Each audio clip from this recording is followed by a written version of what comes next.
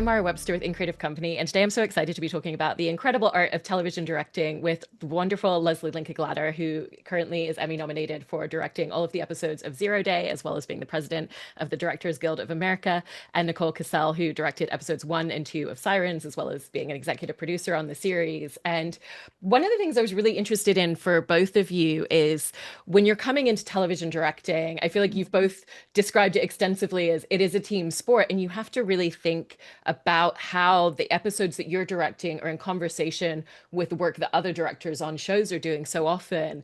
And I was interested in how that plays into the way that you're often thinking about creative choices that you're making as directors episodically. Wow. Who wants to jump into that one, Nikki?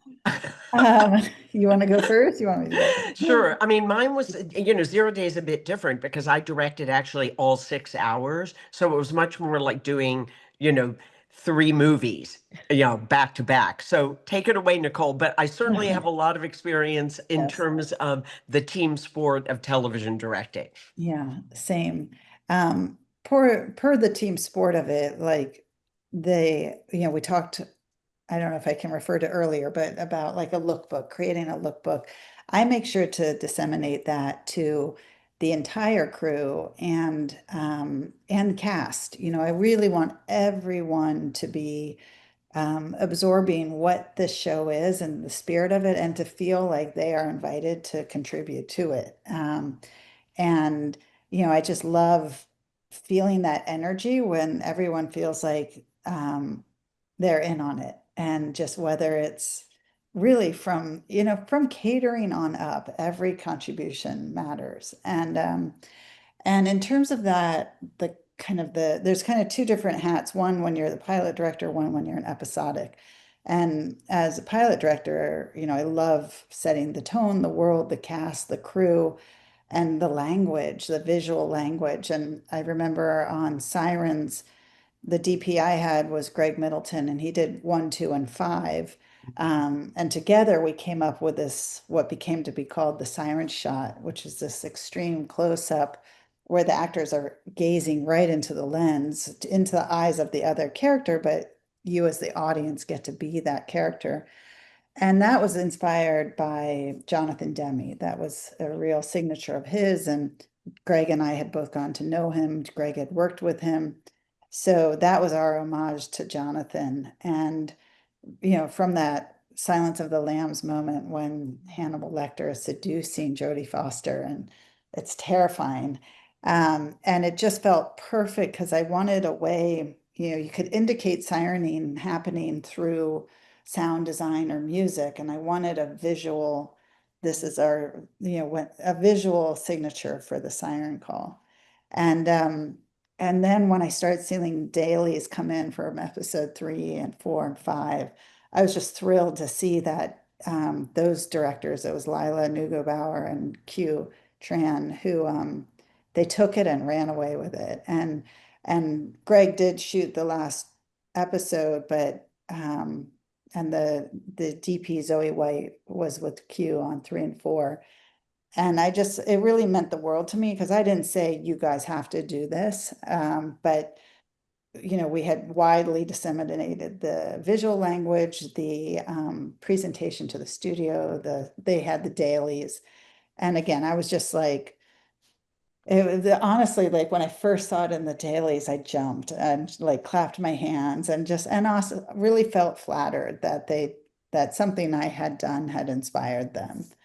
And as an episodic director, my job is to do exactly that, is to study the language and absorb it. And, I'm not there to suddenly mix up and give a new aesthetic. I'm there to support this writing and everything that the cast and crew have already built, but then to make it my own. And it's also watching those episodes and seeing, you know, things, their signatures, their taste. And so it's really thrilling, but it's slightly different mindset, brain set. And having done a lot of episodic, it trained me how to try and inspire the directors that follow.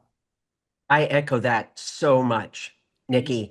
I mean, for me, having been a producing director for, I don't know, so many years. It is, you have to be sure that you're telling the same story and you want to inspire people to bring their best game to it. And certainly setting the language, having a lookbook so people really know what story you're telling at the end of the day. And this was quite different because again, I directed all 6 hours. So it's much more like doing three films back to back and keeping that balance of how long the story was going on and the moment by moment for the actors, but also for the crew.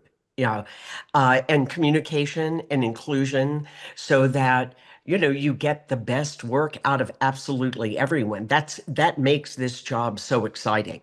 Get the best team together and the best idea wins, but having a clear point of view of the story you're telling. And references for me, which is so interesting for Zero Day, were movies like The Insider, you Mhm. know, going back to the old paranoid conspiracy thrillers, 3 Days to the Condor, All the President's Men. Here you have a story, All the President's Men, where you know the end of it.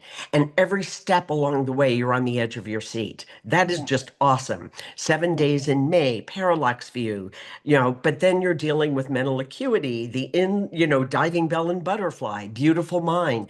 These are great sources of inspiration, but at the end of the day, you have to find your own path. And certainly echoing what Nicole said, as a pilot director, you want to be sure you're there setting the tone, the look, the feel, but then you want to encourage creativity with all the other directors who come in. So it is a different set of muscles, but you're telling a story, and that's the most basic thing. Mhm. I feel like you've both also touched upon such a great point, which is as a director, the communication that you have to create and the visual language you have to instill in everybody around you, kind of knowing how are we going to shape this and how are we approaching this. And I was interested for both of you what your approach is of kind of shot listing or storyboarding or how you really create materials and tools and communication so that everybody is on the same page and everybody is making the same episode on screen. Mhm. Mm, I guess I'll jump in. Uh, sure. it really depends on what the scene demands. If we're two people in a room, I will do a shot list. Well, in pre-production, one of the most fun parts for me is going around with the AD and DP, and our AD was Jude Gorchance, and I mean, we have so many what we call photo boards, and we act out the scene, and it's so ridiculous. Like we're all these non-actors, and this was very funny scenario where I just discovered how much my DP Greg loves to act because I just over and over I ended up with the camera, and I love filming. So, but he was Michaela, he was Devin, he was Simone, and just like it's so fun. So in the least, I've storyboarded and kind of blocked it out in my mind's eye and photo boarded. For more complicated sequences, definitely storyboards or even previs. Like Barnaby did not really fly through the window, so that was a VFX previs, and it was very handy to have that to be able to show Julianne Moore like this is again, not to lock her into the action, but it I think actually was a relief to her to be like, okay, you need me to get from here to there, and then we're pretending the bird and glass is shattering over me. So I really rely on all of it, and like I said, share it all, and also, in terms of even just decorating the production offices, everybody's office is covered in the artwork, whether it's production design, costume design, the stills from the lookbook, like I just make sure everything is wrapped in it so it's just kind of sinking into our DNA. You know what I love about hearing this, Nikki, is that every director has a different process, Mm. but ours is much more similar than not. Yeah, I know. So, having it's so interesting Yeah. because having been a modern dancer and a choreographer, I need to go to the location, I need to feel it, I need to walk in the shoes of every character, I need to know what the scene's about and what's the subtext. And I do that also. I have thousands of pictures of my AD and DP playing all different roles. It's so weird. Yeah. And but then I want to feel free to throw it up in the air And when the actors come in, you know what story you're telling, you know your scene, but you're also open to the inspiration they bring to the moment. And that is the best possible marriage for me, being very clear about what I want, but open to life. And Mhm. certainly I storyboard everything having to do with action for all sorts of reasons, for safety, for clarity, for communication. So there was a lot of action in Zero Day, so I storyboarded those sections, but shot listed the others. And again, everything to me is based on theme. What is truth in a post-truth world? I mean, what our stories are so different, Nikki, in terms of the stories we're I telling. know, I know. Mine is about, what happens when a Yeah, government or an individual is given unlimited power. yeah, It's yeah, like, I know. I mean, mine is it, the escape from worrying about what yours is about. Like, and boy, do we need both of these now to ask the questions. I mean, one of my favorite things are scenes when characters have completely opposing views and they're both right. yeah, Like yeah, that is an amazingly dramatic moment.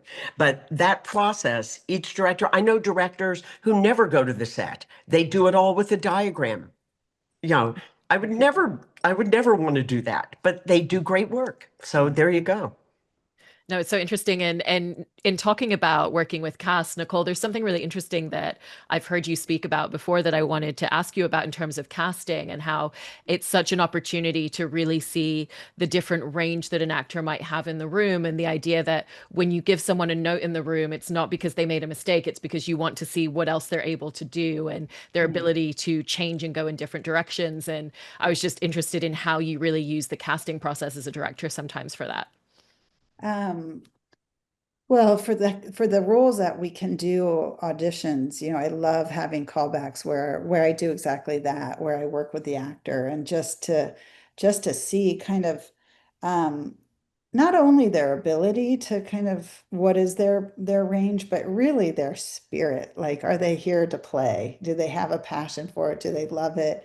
And because there's um I've definitely had actors where I've realized like that is very scary for them every time you do a new take, or they assume that it means that they did something you didn't like. And in fact, it's just, you're just shopping for all the ingredients. And, I may know exactly what ingredient I want from this moment, but there's also, it might not just be in me in the editing room. I think of it as you're kind of cooking to make a meal, but you just need the abundance for choice, especially with a tone like Sirens, where again, how funny, how broad is the comedy going to be versus Yeah. rounded, and how dramatic or to melodrama and or that razor's edge. So yeah, I just really love, I call it, you're just dialing it degrees. Um, but really making sure the actors understand that going again is not a reflection on Oh, something gone wrong. it's a chance to play. It's a chance Yeah, to uncover more and delve in deeper. You yeah, know, uh, and again, what you're talking about with your tone on Sirens is such a razor's edge. yeah, yeah. Yeah, which is I mean, exciting. I was thinking when you were listening, your film references, like what's insane for Sirens is when I first pitched for it, I said, it's for me, it's Rosemary's Baby meets Raising Arizona. And like what that is, I've never seen that film. And I know it's scary to say, let's go do that, but that's what it is Yeah, in certain specific sequences, like Hitchcock is at the end of episode one when we jump cut in on Michaela holding the bird and so straight out of the birds, that kind of psychological shock through Devon's point of view. Fellini informed the parades for the Easter eggs to the bird funeral. Jonathan Demme, Silence of the Lambs. So again, these like three entirely different genres right. are influencing scenes within the same episode. It's so impressive. And I love that you made the culinary reference of how it's like cooking a meal, because Leslie, I've heard you use the analogy that TV directing can sometimes be like being asked to cook a gourmet meal, but in someone else's kitchen with someone else's tools and Yeah. ingredients. But obviously in Zero Day, with directing all of the episodes and being a producer on the series, that's a very different experience. What is it like getting to cook a gourmet meal of directing, but with your own kitchen, your own ingredients, and your own tools? I've been lucky enough to go back and forth between all of those different processes of, with a pilot or coming and being, doing a chapter of a series. I actually stole that description from Paris Barkley. So I Oh, want to give credit when credit due, because I think it's a great reference point of like, you still have to make a gourmet meal in the kitchen. There's no excuse for that, but you don't get to bring your own ingredients. Maybe a few. You know, and you still have to make a gourmet meal with what you're given. And that's a different kind of challenge. This to me was just, it was exciting because it was such a big bite to bite off. And I had just done a limited um, right before. So again, I think those muscles were ready to do that again.